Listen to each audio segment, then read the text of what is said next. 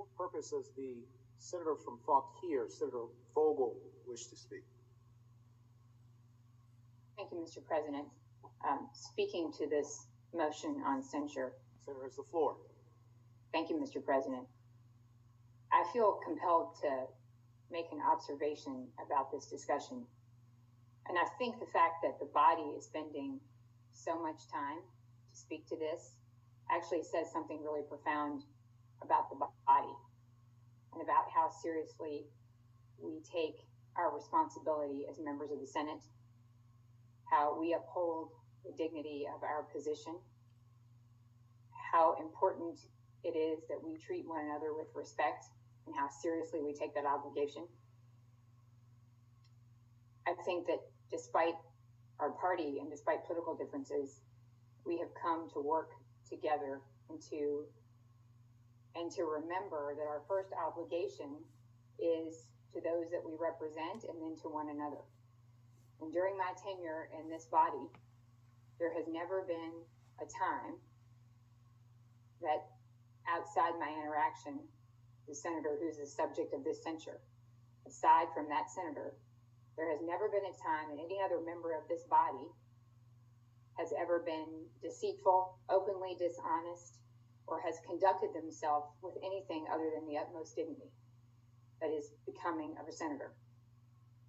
They have respected the rules, they have treated Madam Clerk with respect, and they've treated me and others with respect. And I think that the fact that we are spending the time on this says something about how seriously we take our obligation to act in a way that is becoming of a senator, of someone who has taken this oath and taken on the responsibility to those that we represent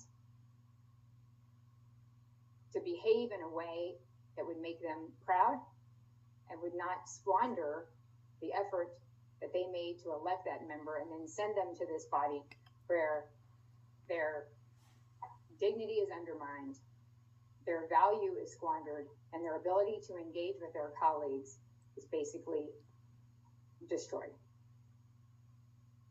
And so with that, I have to say that I have been incredibly disappointed and embarrassed by someone who has once was in our caucus, was in our party, and is no longer in her own party, in her own county. The fact that that association in the party remains is to me embarrassing. And so I feel compelled to say on the Senate floor that I find it so distressing that this has continued, and the fact that we as a body are willing to take the time to speak to this while there are obviously critical issues before this body, again, I think speaks to the fact that this is something that we take seriously. And the fact that we're willing to pay so much attention to the lack of respect and to the profanity and to the way that Capitol Police have been treated, it is worth acknowledging. And it's worth acknowledging in front of one another and in front of those that we serve and in front of all of Virginia to say that that is not behavior that is becoming to a senator and becoming to a member of a legislature, nor is it behavior that any of us would ever sanction. And so I would be remiss if I did not join my colleagues in expressing my views on that, because I am asked time and time and time again, and in advance of this session was asked repeatedly for my views on one of my colleagues. And the fact that it is such a distraction, and such a distraction at a time when we have so much business to do in Virginia, it's important to actually address it. And then I ask that we please move on. But it's important, and I appreciate the senator who has brought this, that he has brought it in a dignified way, that he brought it to the body as he has.